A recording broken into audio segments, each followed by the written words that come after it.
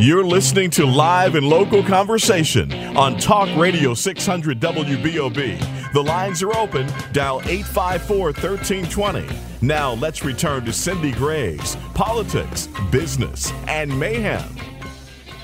And welcome back to the show. This is wonderful. This hour, we are going to be discussing the business of politics and business in general. And many of you, I know that our hearts go out to our neighbors and so forth that have suffered under Debbie. And we brought on an expert today, and we're bringing him on now because we want to talk to him about what he can do to ensure that your property gets back to normal if you're one of the people that were devastated by Debbie. I know that we have listeners that throughout this Tri-County area, as well as West and North, who are listening to the show. And Joseph Zevuloni of Zevuloni Associates are public adjusters. We're going to find out what a public adjuster is. They're great Floridians. They were founded right here in the state of Florida in 2005, and they serve property owners, as in all of us, not insurance companies. So it's very, very interesting, and we're going to talk to Joseph Zevuloni right now. Welcome to the show, Joe. How are you?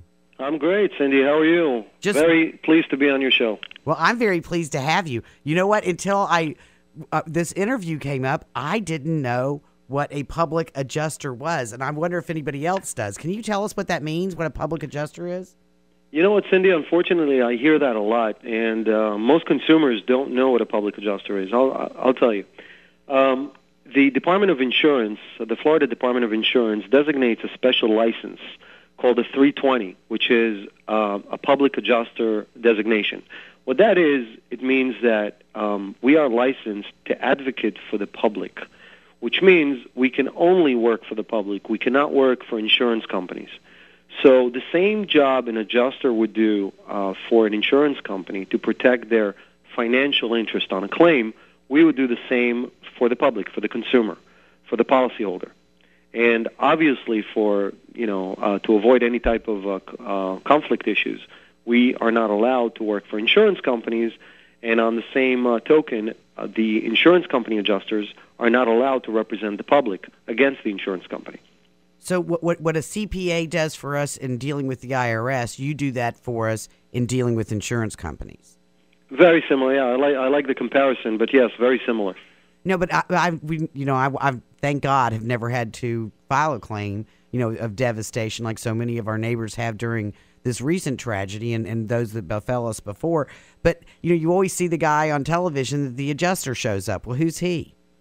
Well, the adjuster is a person that the insurance company designates to look out for their financial interest on this claim.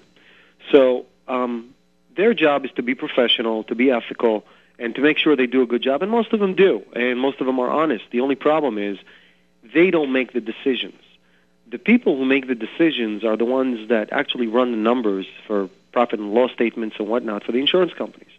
And they look at it as a business decision, whether or not, the claim should be paid to its value, or maybe there's room to negotiate. And that's what they try to do.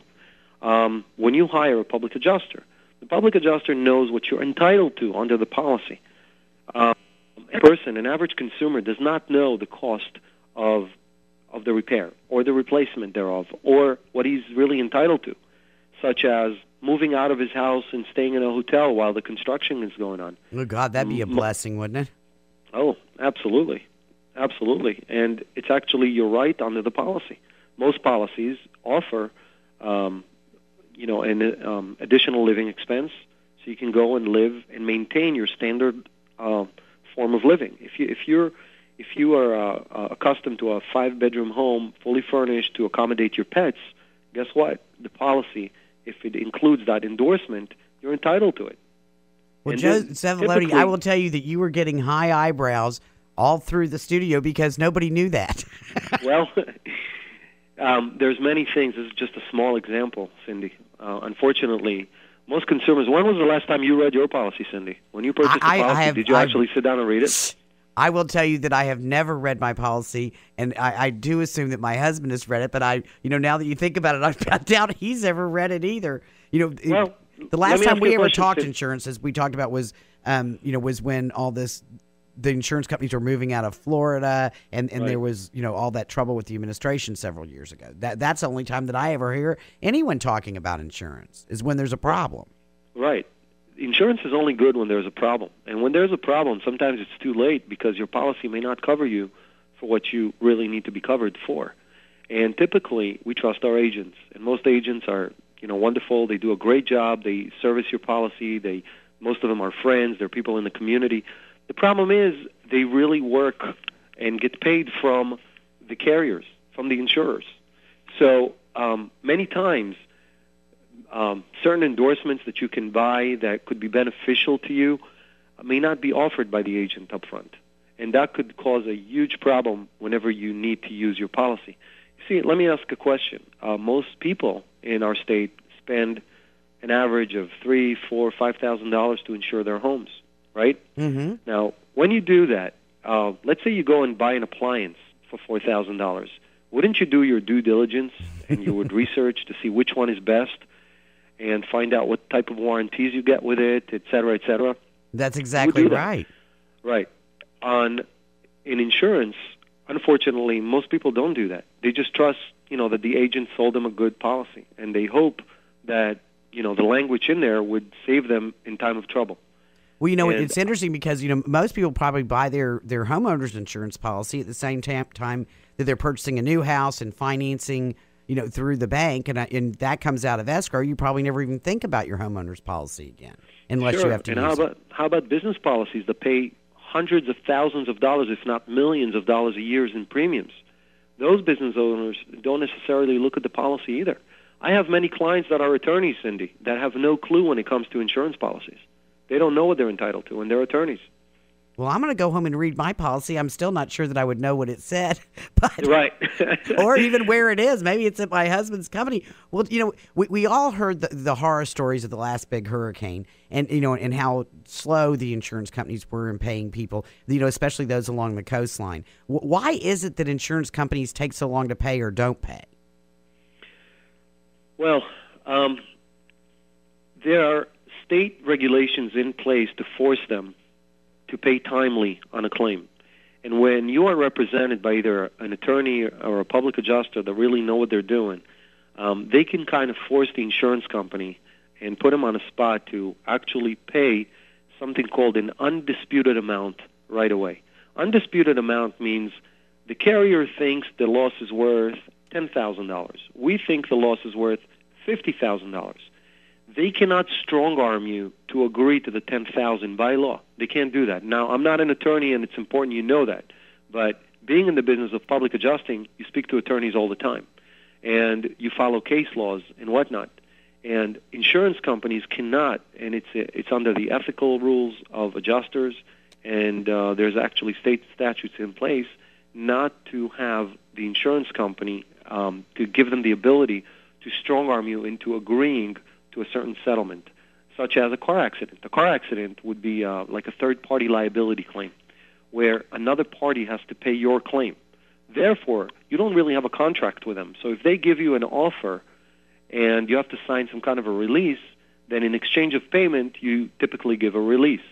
In a first-party claim, which is the claim you're presenting, you don't have to fall under those type of guidelines. So what you actually do is you receive the money from the insurance carrier for what they think the loss is worth and continue to adjust the claim and continue to try to obtain what is rightfully yours and what you're entitled to under the policy. Well, that's very interesting. Zevuloni and Associates, why did you go into this? You're called Zevuloni and Associates Public Adjusters, and you've been in this business since 2005. Did some disaster spur you yourself? Was this an anger company that you decided to get smart and figure out what was happening, or what drew you to this business? Actually, since 2001, I was in the business of drying, dehumidification, mold remediation, and construction through 2005, and I found myself in a position where I see my clients, my customers, cannot continue the construction work in their home because they were kind of stuck. The insurance company does not want to pay what is rightfully theirs, and I was not in the position to argue or represent them because I was not a public adjuster. I was not licensed to do this. I could just, I had to just sit and wait until the either attorneys figure it out or the consumer just decides to give up and then know what is allocated to the job and then continue the job. So this business arose kind of like out of frustration where I've had it. And I said, you know what, I'm going to go ahead and get licensed and just try to advocate for these consumers and build the company based on that. And that's the passion that carried us through Hurricane Wilma, Hurricane Katrina, Wilma, and for the past 7 years.